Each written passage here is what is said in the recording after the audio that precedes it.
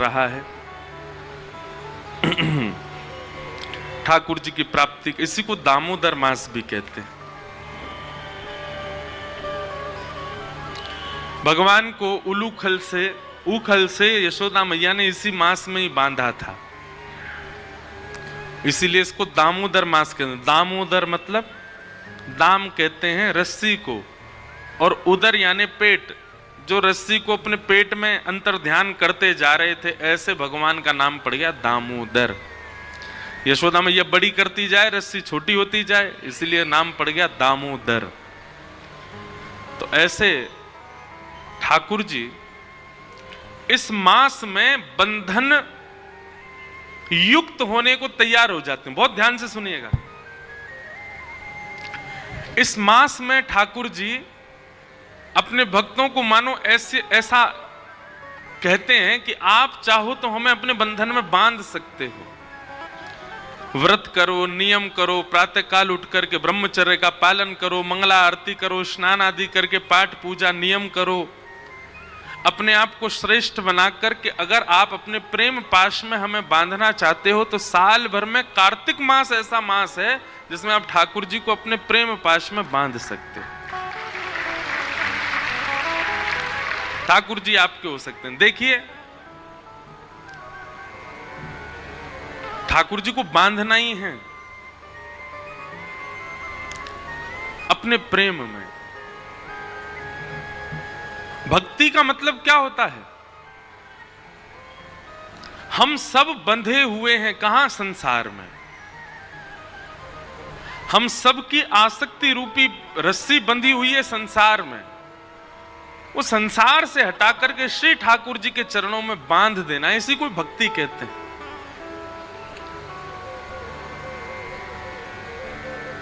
लेकिन संसार से जब हमारी आसक्ति रूपी रस्सी बंधी होती है तो हम बंधन में होते हैं, संसार तो मुक्त ही है। पर जब वह आसक्ति रूपी रस्सी ठाकुर जी से बांध दी जाती है तो ठाकुर जी भी बंध जाते हैं और हम भी बंध जाते हैं, दोनों बंध जाते हैं। पर जहां जहां हम जाते हैं, अनुब्रजाम में हम नित्यम पूये ये तन्य रेणु भी, भगवान कहते हैं फिर जहां जहां मेरा भक्त जाता मैं उसके पीछे पीछे जाता हूं। तो ये बहुत पवित्र मास है, ब्रह्म मुहूर्त में उठने की विधा है। अब हमारी तो स्थिति ऐसी हो गई है कि हम इतने थक जाते हैं कथाएं करते करते। अभी हमको थोड़ा सब संत जन भी कह रहे हैं, घर के लोग भी कह रहे हैं, अब अवकाश करना शुरू करो, कथाओं के बीच में 2-4 दिन का अवकाश रखो, थोड़ा आराम करो, पर हो ही नहीं पा रहा है। अब तो ऐसा हुआ है कि हमको आगे की कथाएं स्थगित करनी पड़ी हैं आराम करने के लिए।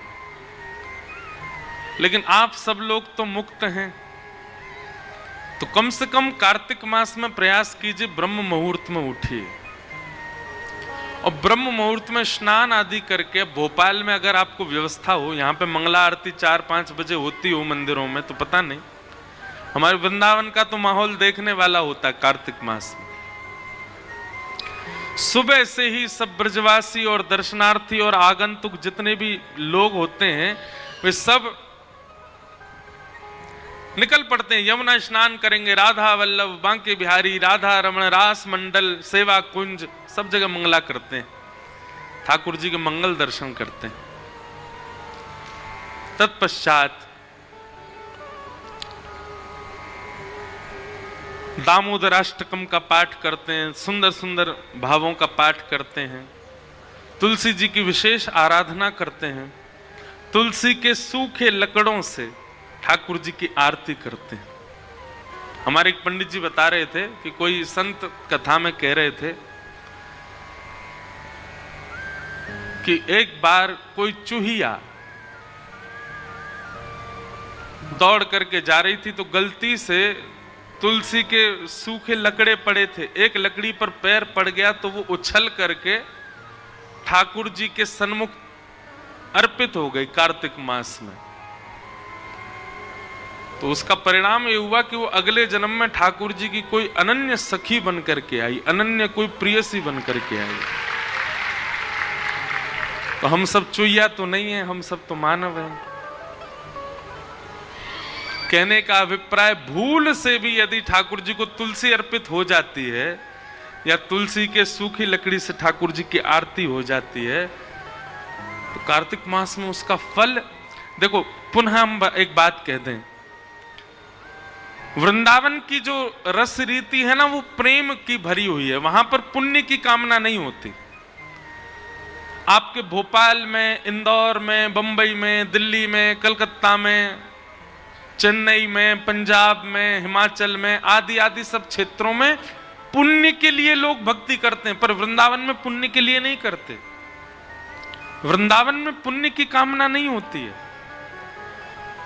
वृंदावन में तो श्री कृष्ण चाहिए बस, और वो कृष्ण प्रसन्न रहें बस, ये कामना होती है। वहां पुण्य की कामना से कोई भजन नहीं करता।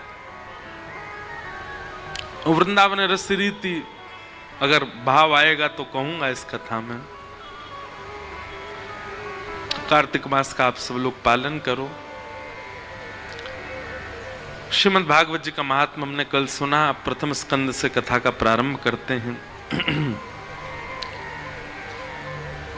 जन्माद्यस्य यतोऽन्वयादितरतश्चार्थे स्वविज्ञस्वराट् तेने ब्रह्म हृदय आदिकवये मुह्यन्ति यत्सूरयः तेजो वारिमृदां यथा विनिमयो यत्र त्रिसर्गो मृषा धाम्ना स्वेन सदा निरस्तकुहकं सत्यं परम धीमहि। भागवत जी के प्रथम श्लोक में परम सत्य को वंदन किया गया। परम सत्य क्या है? ठाकुर जी का नाम। बंधुओं, ठाकुर जी प्रत्यक्ष मिलेंगे ये जरूरी नहीं है। आप ठाकुर जी के मिलने को किस रूप में लेते हो? बहुत ध्यानपूर्वक सुनिएगा। मुझे श्री कृष्ण मिल गए, इसको आप किस भाव से देखोगे? कि मेरे संग कृष्ण बैठते होंगे, मेरे संग कृष्ण खाते होंगे, मेरे संग कृष्ण सोते होंगे, मेरे संग कृष्ण डोलते होंगे, इसको आप समझोगे कि इनको कृष्ण मिल गए? नहीं। सब लोग बिल्कुल सावधानी से सुनिएगा। कृष्ण प्राप्ति के लक्षण क्या हैं? सबसे पहला, आपका हृदय प्रेम से अथाह भर गया हो। प्रेम से अथाह भर गया हो मतलब किसी सामान्य सी स्थिति को देखकर के भी आपका चित्त दया से भर जाता हो, आपके नेत्र सजल हो जाते हो, समझ जाना आपको कृष्ण मिल गए हैं। दूसरा लक्षण सुनो, अब ताली नहीं बजाओ, सुनो बस। हो कई बार ताली के चक्कर में क्या होता है, 4 लोगों ने सुनी, उनने बजाई, 40,000 उसी के चक्कर में बजा देते हैं। कुछ अच्छा ही बोला होगा तभी तो सब बजा रहे हैं। ताली मत बजा, आप बस कथा सुनो। और हमको ताली की बहुत इच्छा नहीं है, बस जब कीर्तन किया करें तब बजाया करो आप।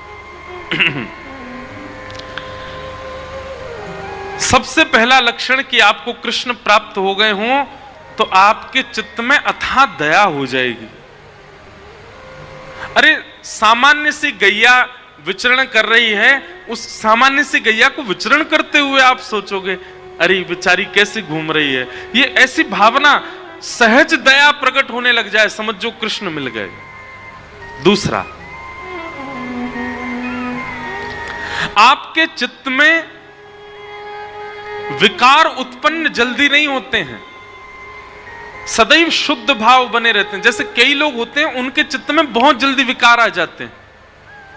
किसी के सुंदर रूप को देख लिया तो काम प्रकट हो जाता है, किसी के अति धन को देख लिया तो लोभ प्रकट हो जाता है, किसी की व्यंजनों को देख लिया तो उसके प्रति आसक्ति प्रकट हो जाती है,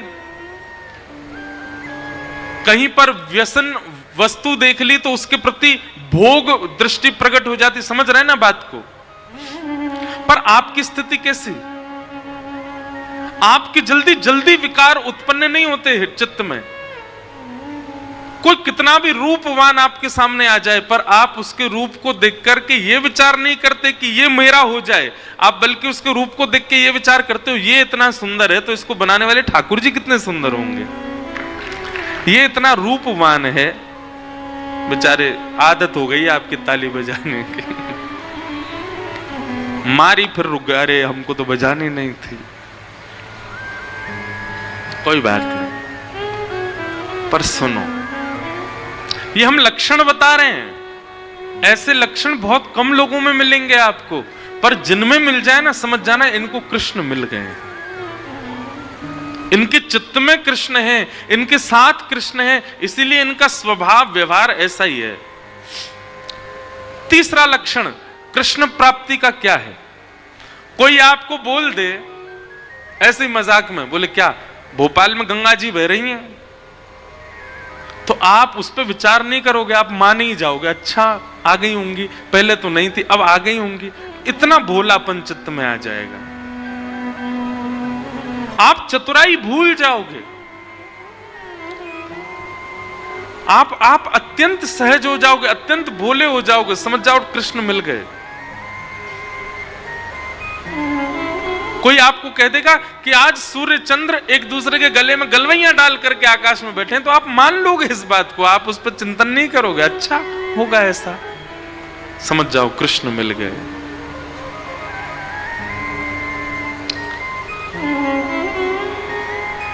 चौथी बात, कृष्ण प्राप्त होंगे तो आपके अंदर स्थिति कैसी हो जाएगी?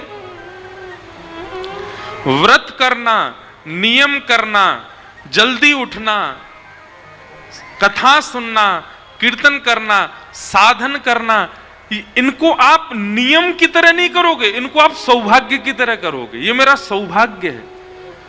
कोई आपसे रात्रि 11 बजे बोले कि कल सुबह 3 बजे उठना है, तो आप आना काने, अरे राम राम नींद पूरे नहीं होने दे रहे हैं मेरी, क्या करें, ये 3 बजे उठना है, तो आप उसके लिए इतने सौभाग्यशाली मानोगे अपना, अरे 3 बजे उठना है, ठीक है सुबह तो 3 बजे उठेंगे हम। कल आपको व्रत करना है, पूरे दिन कुछ खाना नहीं है, तो आप इससे विचलित नहीं होगे, आप और आनंदित हो जाओगे, अच्छा मुझे व्रत करना है। जैसे कई लोग एकादशी का नियम ले लेते हैं कि हमको एकादशी करनी है, तो जैसे एकादशी आने वाली वो 10वीं को इतना खा लेते हैं कि कल तो भूखा रहना है हमको।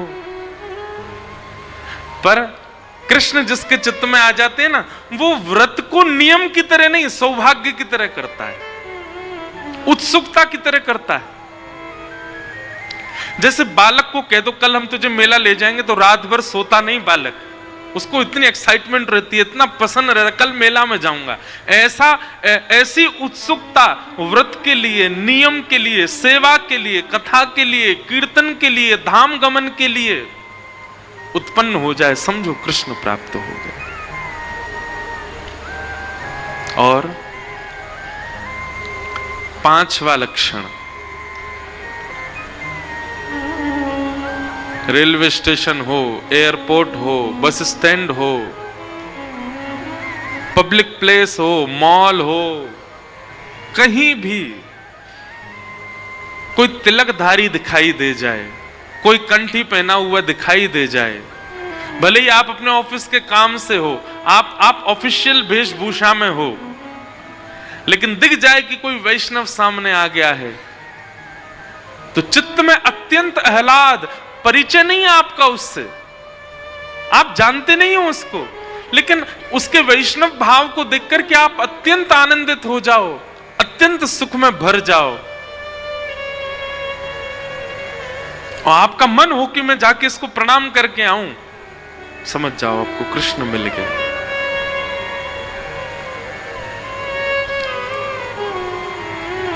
यह कुछ लक्षण हैं कृष्ण प्राप्ति के।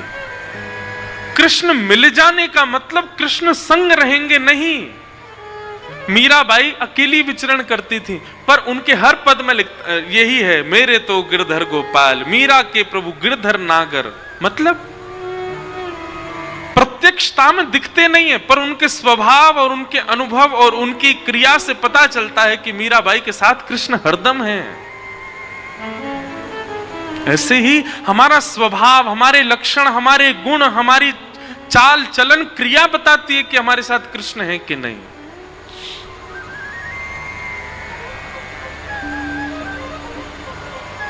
इसलिए भैया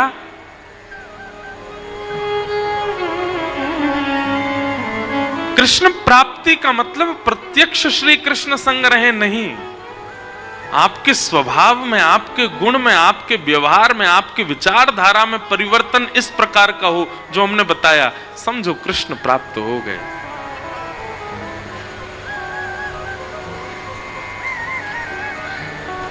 और कृष्ण प्राप्ति की प्रथम सीढ़ी क्या है? नाम जप, नाम संकीर्तन, ठाकुर जी के नाम का निरुध्यासन, स्मरण और निरंतर उसी का चिंतन, उसी से ही यह गति पकड़ेगी।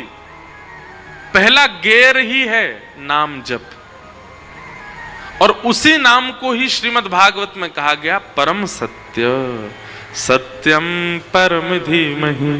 हम ऐसे परम सत्य भगवान श्री कृष्ण के नाम को प्रणाम करते हैं, नमन करते हैं, वंदन करते हैं। एक बहुत सुंदर पद है,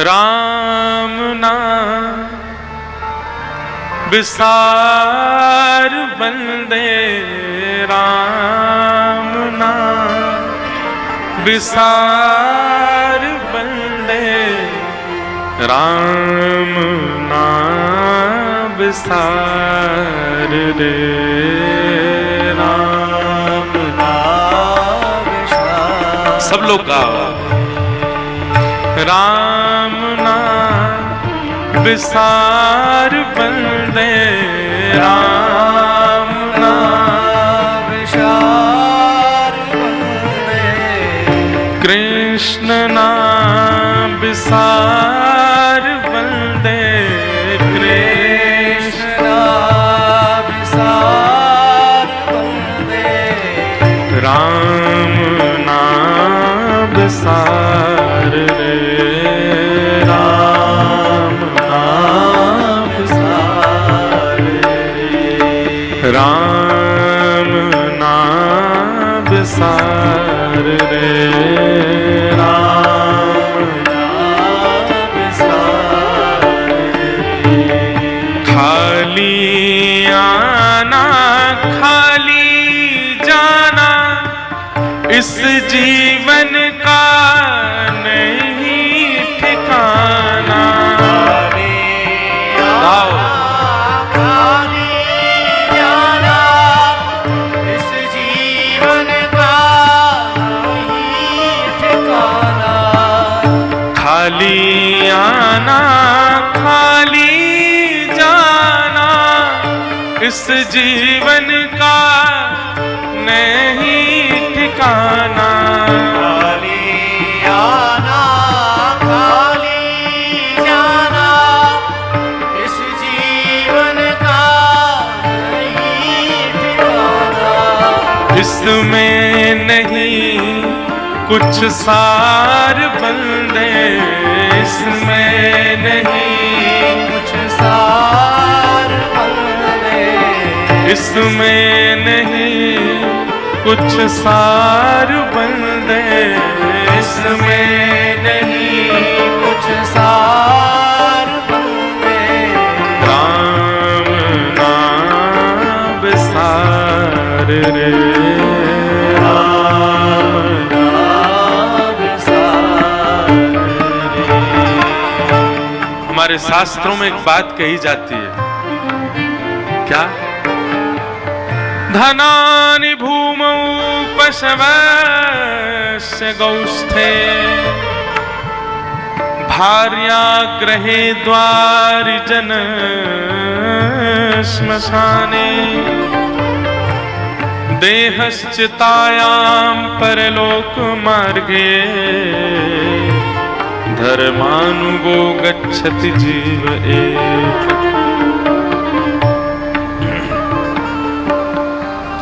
व्यक्ति की जब मृत्यु हो जाती है तो धनानि भूमौ, जितनी चीजें उसने संसार में आकर के कमाई हैं सब वहीं रह जाती हैं जहां रखी हैं।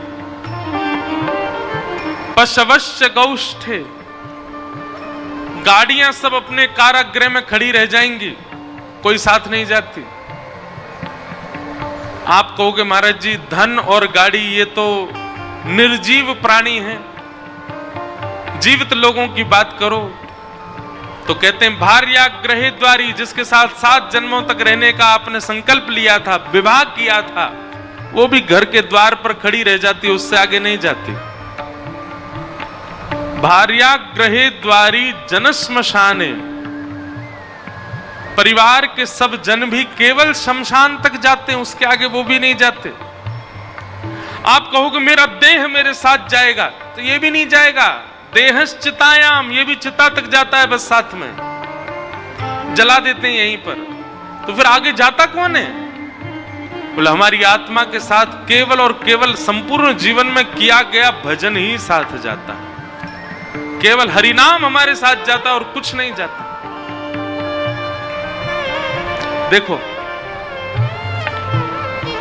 भोपाल में किसी राजकीय जगह पर आप जाओगे तो आपसे पूछा जाएगा आपने जीवन में क्या किया है। आपको कोई पुरस्कार दिया जाएगा तो संपूर्ण जीवन का ब्यौरा पूछा जाएगा, आपने क्या किया है, कितना काम किया है, कितना समाज सेवा करी है, कितना धन कमाया है, सब पूछा जाएगा। क्यों? क्योंकि इनसे ये संसार में प्रयोजन है। आपकी समाज सेवा, आपका धन कमाना, आपके जीवन में करने, आपके जो एक्सपीरियंस हैं, वो सारी चीजें यहां पर मायने रखती हैं। पर ये सब चीजें ब्रह्मलोक में, देवलोक में मायने नहीं रखती। तो वहां क्या पूछा जाता है? यहां से जाने वाले से यही पूछा जाता है तेने जीवन में कितना भजन किया। क्यों?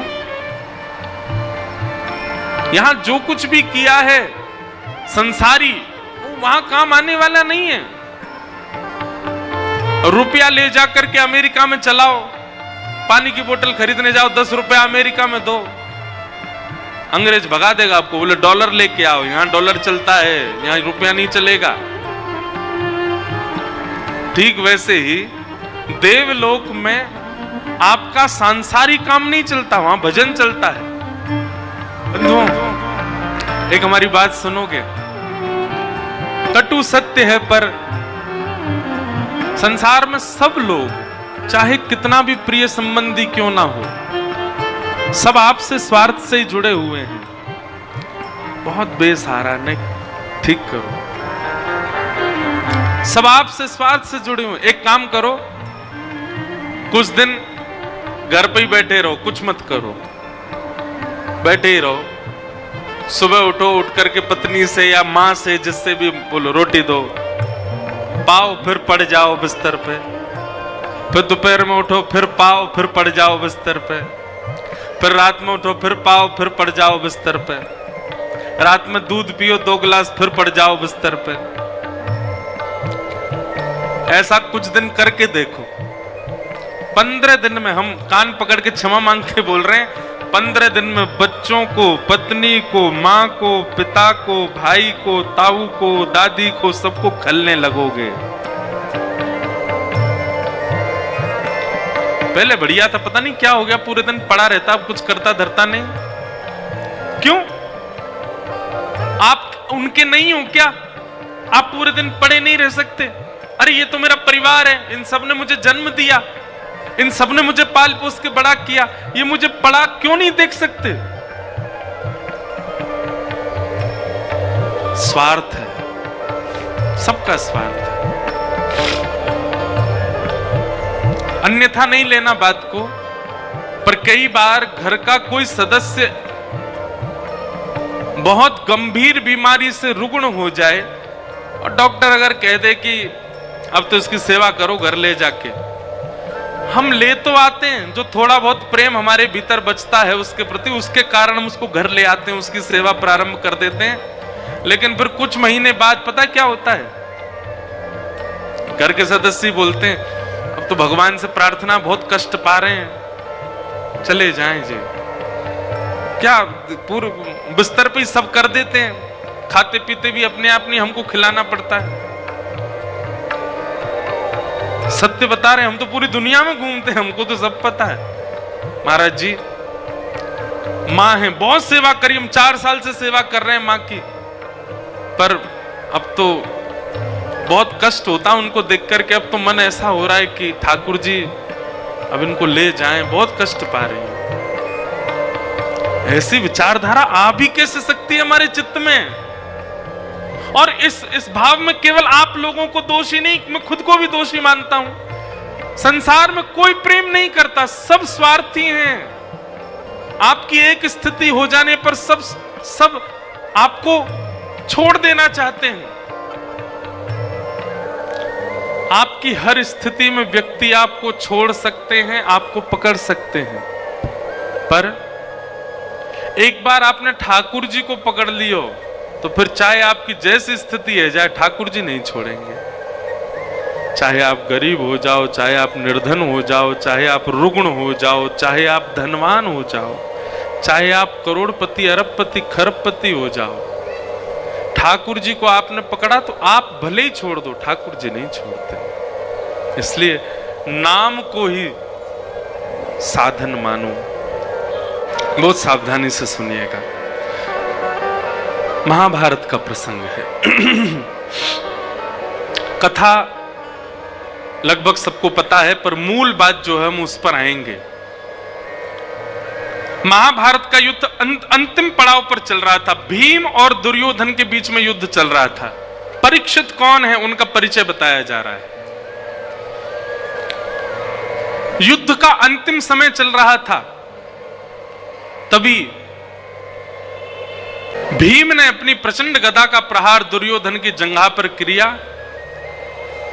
भैया ये हेलीकॉप्टर अभी बंद कर दो, जब कोई कीर्तन हो तब चलाइएगा। हाँ, अभी इसको ले जाओ, सब नहीं तो इसी पर लद के अपने घर चले जाएंगे।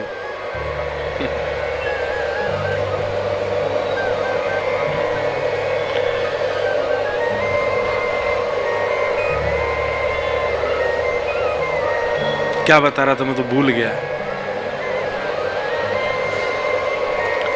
महाभारत का युद्ध अपने अंतिम पड़ाव पर चल रहा था। बहुत ध्यानपूर्वक सुनिएगा। भीम ने अपनी प्रचंड गदा का प्रहार किया और दुर्योधन की जंघा टूट गई। महाभारत का युद्ध पांडव जीत गए। पांडवों से इस दुष्कृत्य का बदला लेने के लिए दुर्योधन ने अश्वत्थामा से कहा कि तुम सोते हुए पांचों पांडवों को मार दो। तब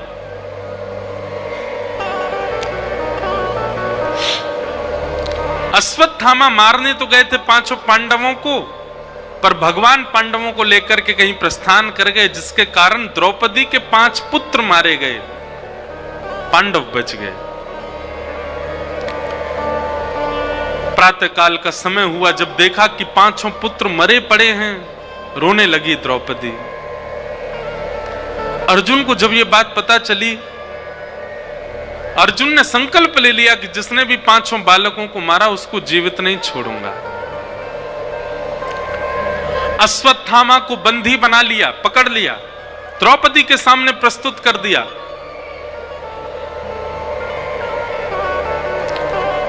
द्रौपदी ने हाथ जोड़ करके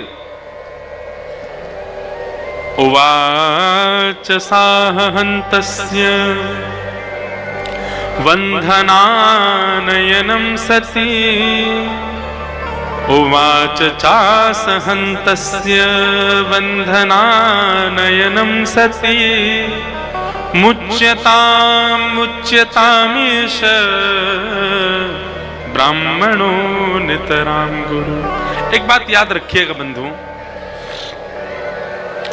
ब्राह्मणों को और मातृशक्ति को कितना भी बड़ा दंड हो, उनको मृत्यु दंड देने का विधान नहीं होता। उनको मृत्यु दंड नहीं दिया जाता। शास्त्रीय बात है।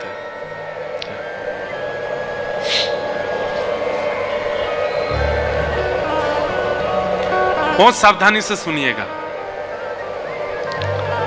कितना भी बड़ा अपराध हो,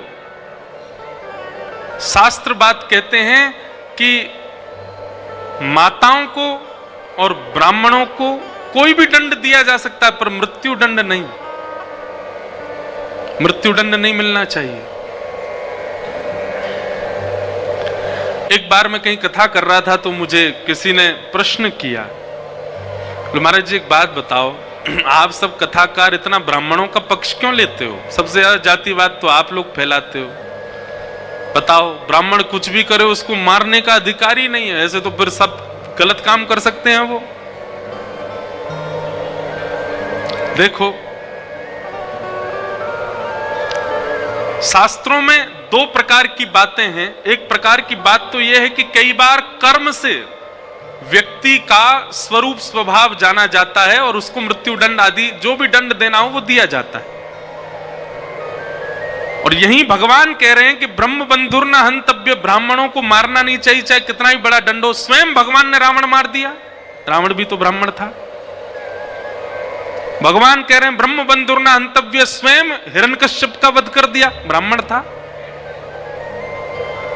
भगवान कह रहे हैं ब्रह्म बंधुर न हंतव्य, महाभारत के युद्ध में कृपाचार्य का वध करवाया, ब्राह्मण था। काल, स्थिति, परिस्थिति और कर्म से कई बार व्यक्ति का स्वरूप पता चलता है। भगवान गीता में कहते हैं चारों वर्णाश्रमों के कर्म क्या है, तब वहां ब्राह्मण के 4 कर्म बताए गए। बहुत ध्यान से सुनिएगा, क्या कर्म है? सबसे पहला पढ़ना, अध्ययन का अधिकार ब्राह्मण को होना चाहिए, पढ़े। और दूसरा पढ़ाना। तीसरा दान देना और दान लेना। केवल लेने का अधिकार नहीं होता है। अभी ब्राह्मण किस में स्थित हो गए? केवल ज्ञान बांटने में और दान लेने में नहीं। ज्ञान बांटने का अधिकार बाद में, पहले ज्ञान स्वयं लीजिए, स्वयं अर्जित कीजिए, तब उसको दीजिए। और दान लेने का अधिकार बाद में है, पहले दान करिए। ब्राह्मण को भी दान करना चाहिए और यजमान से ज्यादा ही करना चाहिए।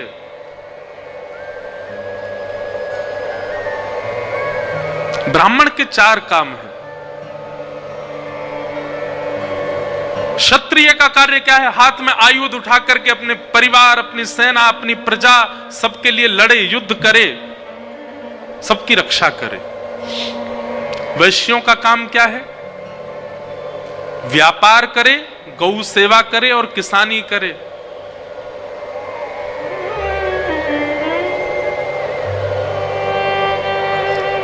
भगवान ने सबके कर्मों को बताया। और वहां ठाकुर जी कहते हैं कि यदि कोई वर्णाश्रमी अपने कर्म ना करके दूसरे वर्णाश्रम का कर्म करता है तो कहीं ना कहीं वो उसी वर्ण का ही माना जाएगा। भगवान कहते हैं रावण का कर्म था क्या? पढ़ना, पढ़ाना, दान देना, दान लेना, पर शस्त्र लेकर के मेरे सामने खड़ा है। इसका मतलब वो कर्म से क्षत्रिय है और उस समय उसका क्षत्रित्व वो प्रधान है, ब्राह्मणत्व प्रधान नहीं है। ब्राह्मण का स्वभाव स्वरूप नहीं होता युद्ध करना, वो क्षत्रिय बन के खड़ा है, इसलिए उसका वध हुआ। लेकिन कोई अपने ब्राह्मणत्व में स्थित है और कोई स्त्री अपने स्त्रीत्व में स्थित है और गलती से उनसे कोई अपराध बन जाए तो उनको दंड दिया जा सकता है, मृत्यु दंड नहीं, मृत्यु दंड नहीं। द्रौपदी के 5 पुत्रों को मारा है अश्वत्थामा ने, लेकिन द्रौपदी अर्जुन से कहती है इसको मत मारो। क्यों ना मारे?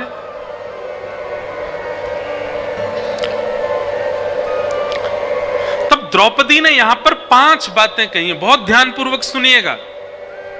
हर व्यक्ति को निर्णय लेने से पहले इन 5 बातों का ध्यान रखना चाहिए कि धर्मम न्यायम शकरुणम निर्वलीकम समम महत राजा धर्म सुतो राज्ञा प्रत्यनन्द्यद्विचो द्विजा। हर व्यक्ति, जो भी पंडाल में बैठे, जो भी कथा सुन रहे हैं, सब बहुत ध्यान से सुनिए। किसी भी निर्णय को लेने से पहले इन 5 चीजों का ध्यान रखिएगा। सबसे पहला, मैं जो निर्णय लेने वाला हूं मैं जो अभी बात करने वाला हूं वह धर्म है कि नहीं, वो कहीं अधर्म तो नहीं है। सबसे पहले धर्म का ध्यान रखें। धर्मम। दूसरी बात न्याय। कहीं मैं गलत व्यक्ति का पक्ष तो नहीं ले रहा हूं, अगर मेरा अपना भी गलत है तो उसका भी पक्ष नहीं लेना है। न्यायम, मैं जो निर्णय लूं उससे न्याय होना चाहिए। सबसे पहले धर्म का ध्यान रखो, दूसरी बात न्याय का ध्यान रखो, तीसरी बात सकरुणम, तीसरी बात दया को भी स्थान दीजिए अपने निर्णय में। इतने क्रूर मत हो जाइए निर्णय लेते समय, थोड़ा दयावंत होकर के भी सोचो। करुणा। चौथी बात निष्कपटता, उसमें कपट नहीं होना चाहिए कि यह व्यक्ति मेरे बहुत काम आता है तो मैं इसका भला चाह लूं, नहीं। निष्कपट होकर के आप रखो अपने भाव को। और अंतिम बात समम, समता। ये 5 बातें विचार करके जो व्यक्ति अपने जीवन के निर्णय लेता है, ठाकुर जी उससे बहुत प्रसन्न रहते हैं। द्रौपदी ने जो ये निर्णय लिया है कि मेरे बालकों के हत्यारे को मत मारो, इससे पहले 5 बातें सोची हैं। अर्जुन कह रहा है, बोले इसने तुम्हारे बालकों को मार दिया, द्रौपदी तुम कह रही हो उसको छोड़ दो। द्रौपदी कहती है, अर्जुन इसको मारने से मेरे बच्चे जीवित हो जाएंगे? नहीं, तो फिर इसको क्यों मारना? बोले ना भैया, ने यहां पे पीछे बोल दो। सबसे पहली बात, इसको मारने से मेरे बालक जीवित नहीं होंगे। दूसरी बात,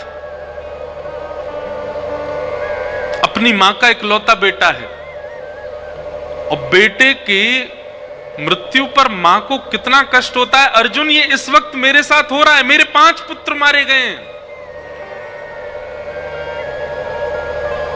युवावस्था में पुत्र का जाना मां को इतना कष्ट देता है, मानो जैसे हजारों बिच्छुओं ने एक साथ डस दिया हो। और जिस पीड़ा में इस वक्त मैं हूं, मैं नहीं चाहती कोई और मां जाए। अश्वत्थामा की मां इसी के भरोसे है, इकलौता बेटा है, ये मर जाएगा तो इसकी मां को कितनी पीड़ा होगी। इसलिए मेरी प्रार्थना है, आप इसको मत मारो। दूसरी बात। तीसरी बात क्या कहती है?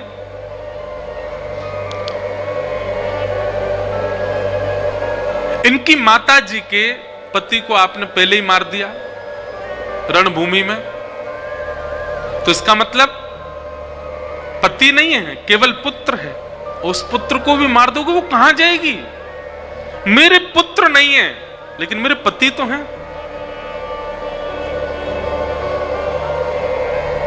5 पुत्र नहीं है तो क्या हुआ?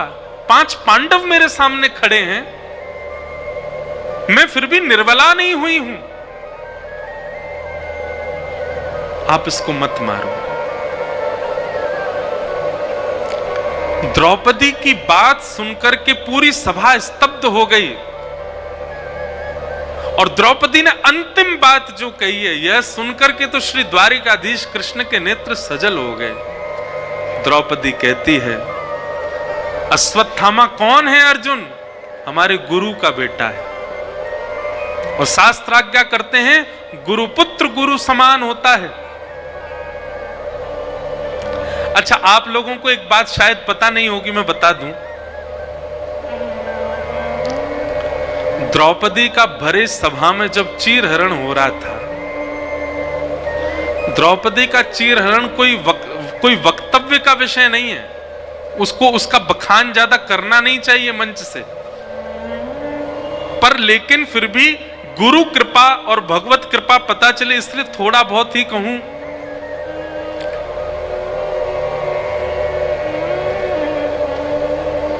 ऐसा दृश्य था द्रौपदी चीरहरण का कि जिसको कोई देख नहीं सकता।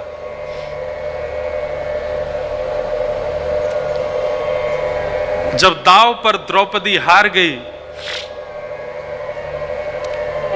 दुशासन ने केश पकड़े द्रौपदी के।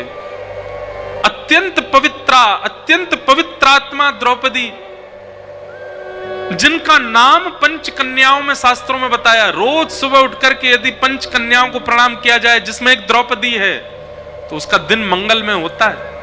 ऐसी पवित्रा द्रौपदी उसके केश पकड़ करके घसीट रहा है दुशासन भरे सभा में। निर्बला दुर्बला द्रौपदी अपनी रक्षा कर रही है, और उसके मन में एक विश्वास है कि मेरे पति मुझे नहीं होने देंगे, ये मेरी रक्षा करेंगे। लेकिन पांचों पांडव अपनी नजर नीचे करके बैठे।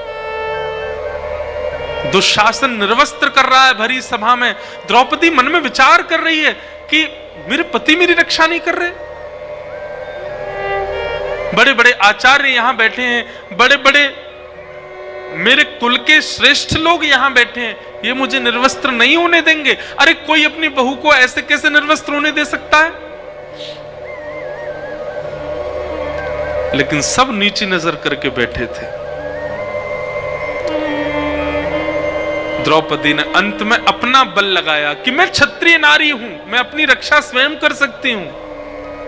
लेकिन जब दुशासन के बल के आगे द्रौपदी स्वयं की रक्षा भी नहीं कर पाई, तब दक्षिण भारत के एक प्रकांड विद्वान इस बात पर टीका करते हुए कहते हैं कि द्रौपदी ने दोबारा किसी को नहीं देखा। पांडवों को एक बार देखा, उन्होंने सिर झुका लिया, तो पांडवों को दोबारा नहीं देखा। भीष्म पितामह, द्रोणाचार्य आदि जितने भी यहां श्रेष्ठ जन बैठे हैं, इनकी ओर भी एक बार देखा, इन्होंने रक्षा नहीं की, तो दोबारा द्रौपदी ने उनको भी नहीं देखा। तीसरी बार द्रौपदी ने जब अपना बल स्वयं रक्षा में लगा दिया, जब वह भी काम नहीं आया, उसके बाद द्रौपदी ने एक व्यक्ति को दोबारा देखा। किसको? सभा में बैठे हुए कृपाचार्य, गुरु कृपाचार्य। क्यों देखा? द्रौपदी के मन में एक भावना उत्पन्न हुई, ये कौन है? ये गुरु हैं। गुरु की इतनी महिमा शास्त्रों में बताई है, गुरु का इतना भाव शास्त्रों में बताया गया। गुरु गोविंद दोनों खड़े काकेला, कबीरदास कह रहे हैं, बलिहारी गुरुदेव की जो मोह गोविंद दियो बताए। गुरु ब्रह्मा गुरु विष्णु गुरुदेवो महेश्वरा, गुरु साक्षात पर ब्रह्म तस्मै श्री गुरुवे नमः। गुरु के लिए अज्ञान तिमिरांधस्य ज्ञानांजन शलाकया चक्षुरुन्मीलितं येन तस्मै श्री गुरुवे नमः। हर जगह गुरु की इतनी महिमा बताई गई, लेकिन वह गुरु भी नजर नीचे करके बैठे थे। फिर भी द्रौपदी ने एक बार और गुरु की ओर देखा। क्या? एक तो आप हमारे गुरु हैं, दूसरे आप आचार्य हैं, और तीसरा आपका नाम ही है कृपा। द्रौपदी ने दूसरी बार जब कृपाचार्य की ओर देखा, तो कृपाचार्य ने नजर उठा करके द्रौपदी की ओर देखा, और द्रौपदी की ओर देखते हुए कृपाचार्य ने केवल एक इशारा किया, भुजा उठा करके एक उंगली उठाई, और एक उंगली उठा करके द्रौपदी को मानो इशारा कर दिया, तू कहां किसके प्रपंच में पड़ी है द्रौपदी? तू किसकी शरण में जा रही है? तू किनसे शरणागति मांग रही है? तू किनसे अपनी मदद करने की भीख कर रही है? तेरी रक्षा केवल एक कर सकते हैं, और वो एक इस ब्रह्मांड के नायक, इस ब्रह्मांड के जगत नियंता, जगदाधार, जगदीश्वर हैं। एक बार उनको पुकार। टीकाकार कहते हैं, अर्जुन 18 अध्याय में जो बात नहीं समझ पाया था, गुरु कृपाचार्य के एक इशारे से द्रौपदी ने वो बात समझ ली। क्या? सर्वधर्मान परित्यज्य माम एकम शरणम ब्रज, सबको छोड़ हरि को भज। तब अंतिम स्थिति में द्रौपदी भुजा उठा करके कहती है, हे कृष्ण द्वारिकावासी देव देव जगतपते, हे जगतपते, हे द्वारिकावासी श्री कृष्ण, कौरवं परिभूतं वा किम न पश्यसि केशव। आपको दिखाई नहीं दे रहा है आपकी निर्बला दुर्बला बहन को ये कौरव सब निर्वस्त्र कर रहे हैं, आप चुपचाप कहां बैठे हैं नाथ।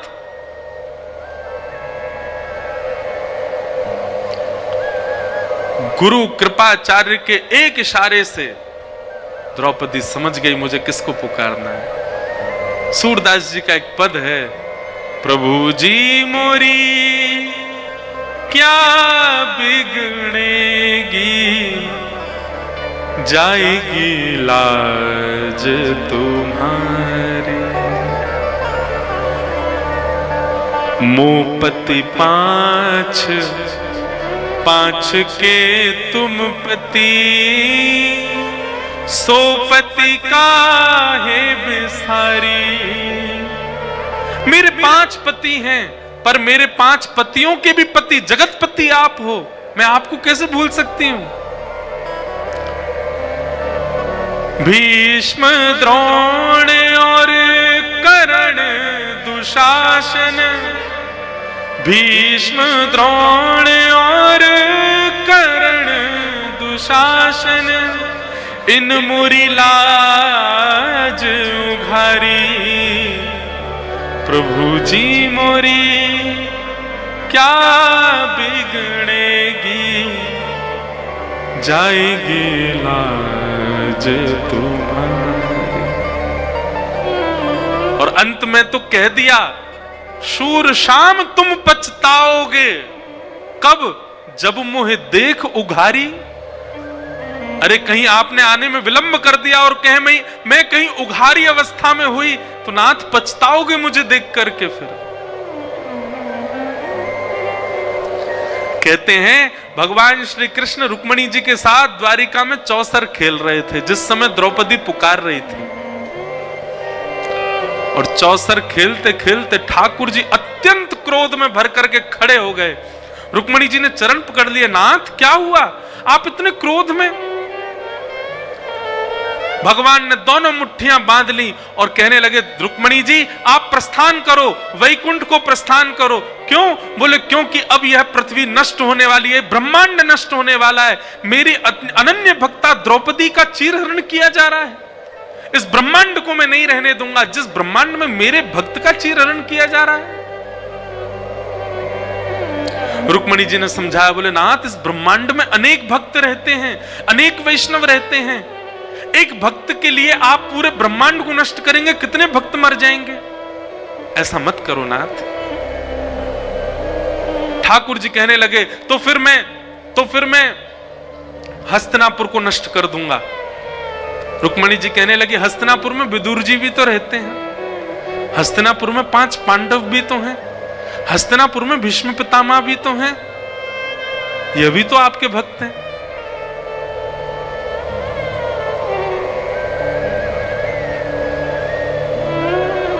भगवान कहते हैं मैं दुशासन दुर्योधन कौरवों को नष्ट कर दूंगा। रुक्मिणी जी बोली, आप ये सब मत विचार करो नाथ, आप तो केवल द्रौपदी की रक्षा करो। और भगवान का एक नवीन अवतार हुआ उस दिन।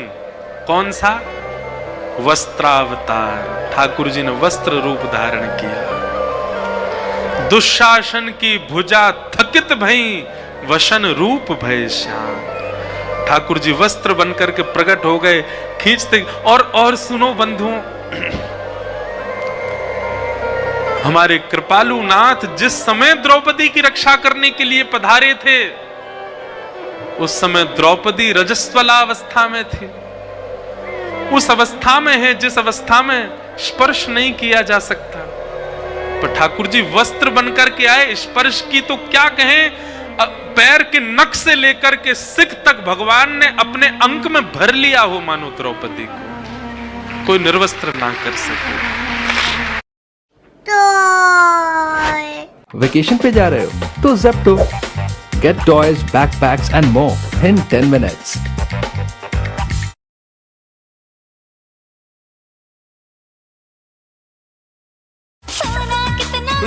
सोना नहीं, सुना तो गया। तो अब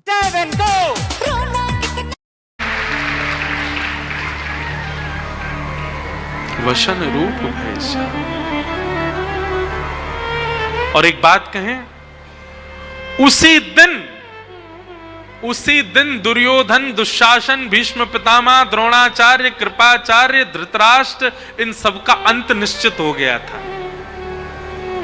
भगवान गीता में कहते हैं, जब अर्जुन सबको मारता है, भगवान कहते हैं अर्जुन मरे मरायों को मार रहा है तू, ये पहले ही मर चुके हैं, मेरी दृष्टि में पहले ही गिर गए थे।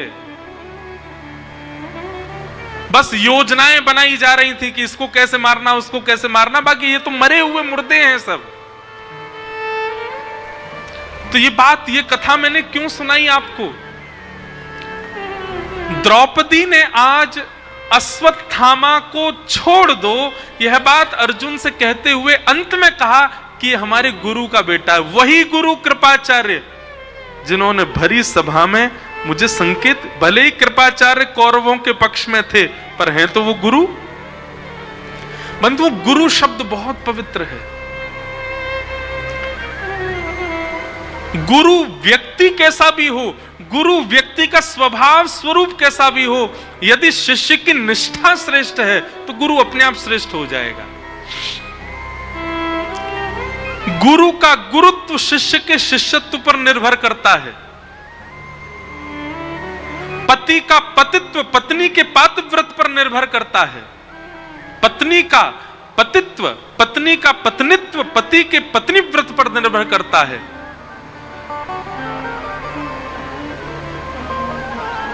बच्चों के भविष्य माता पिता की सेवा पर निर्भर करते हैं। चाहे बच्चा कितने भी अच्छे काल में जन्मा हो, चाहे बच्चे का कितने भी अच्छे हॉस्पिटल में जन्म हुआ हो, चाहे वो बालक कितनी भी सुख सुविधाओं में रहा हो, लेकिन परवरिश माता पिता ने उचित नहीं की होगी तो बालक अच्छा बन ही नहीं पाएगा। ऐसे ही गुरु कितना भी श्रेष्ठ हो, शिष्य का शिष्यत्व यदि श्रेष्ठ नहीं है तो गुरु श्रेष्ठ नहीं हो सकता। कृपाचार्य भले ही कौरव पक्ष में थे, पर द्रौपदी ने उनको पुनः इसलिए देखा क्योंकि वो गुरु हैं। गुरु शब्द में कुछ तो बल होगा ना। और तभी गुरु कृपाचार्य ने उंगली करके दिखा दिया, द्रौपदी एक की शरण में जाओ, और वह एक केवल परमात्मा है। आज द्रौपदी अर्जुन से कह रही है, जिन गुरु की वजह से आज मैं अपनी लाज बचा पाई, उन गुरु का पुत्र, उन गुरु को तो महाभारत युद्ध में मार दिया तुम लोगों ने, लेकिन कम से कम उनके पुत्र को तो जीवित छोड़ दो। अरे मेरे ऊपर ही कृपा नहीं की कृपाचार्य जी ने, तुमको धनुष उठाना उन्होंने सिखाया, तुमको बाण चलाना उन्होंने सिखाया, तुमको युद्ध भूमि में खड़ा होना उन्होंने सिखाया। क्या हुआ अगर उन्होंने कौरवों का पक्ष लिया? तो थे तो वो हमारे गुरु। कम से कम उनके पुत्र को तो मत मारो।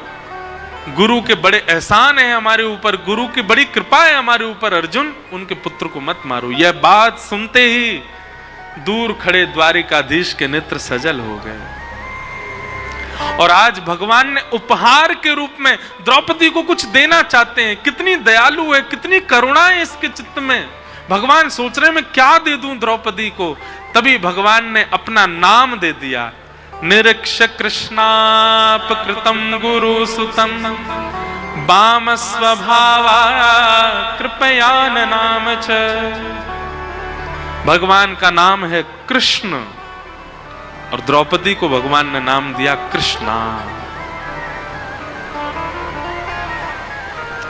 ठाकुर जी ने नाम दिया कृष्णा।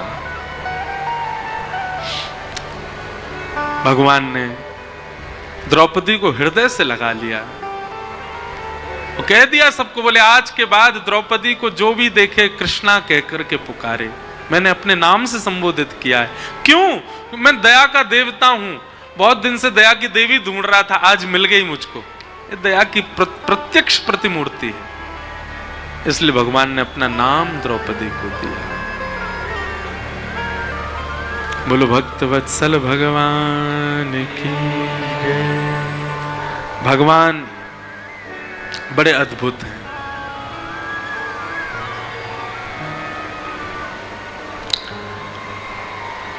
अश्वत्थामा को जीवित छोड़ दिया। आगे फिर कथा बढ़ती है। अश्वत्थामा पुनः बदला लेने के लिए उत्तरा के गर्भस्थ शिशु पर बाण छोड़ देते हैं। भगवान गर्भ में जाकर के उस बालक की रक्षा करते हैं। कुंती भगवान की स्तुति गाती है, भीष्म पितामह भगवान की स्तुति गाते हैं और फिर ठाकुर जी अपनी लीला पूरी करके द्वारिका प्रस्थान करते हैं। पांडव स्वर्गारोहण को चले जाते हैं। परीक्षित राजा को राज्य गद्दी पर बिठा दे। राजा परीक्षित को कलयुग प्राप्त होता है। कलयुग को पंच स्थान देकर के राजा परीक्षित स्वयं भटक जाते हैं और उनको 7 दिन में मरने का श्राप लगता है। तब शुकाचार्य जी आकर के राजा परीक्षित को कथा सुनाते हैं। ये पूरा क्रम। अब सुखदेव जी व्यास मंच पर बैठे हैं, परीक्षित कथा सुन रहे हैं। ये प्रसंग हम सुनेंगे कल 2 बजे से। आज की कथा को यहाँ विश्राम देते हैं। आज कथा में जिनके भाव से संपूर्ण आयोजन बड़े आनंद से हो रहा है, कृष्णा गौर जी आई हैं, उनका बारंबार अभिनंदन। और देखो ये भी संयोग है, इनका जब आना हुआ उसी समय द्रौपदी का नामकरण कृष्णा हुआ। और जैसे द्रौपदी के पथ प्रदर्शक ठाकुर जी हैं, ऐसे इनके पथ प्रदर्शक भी ठाकुर जी हैं। वही इनको पथ दिखा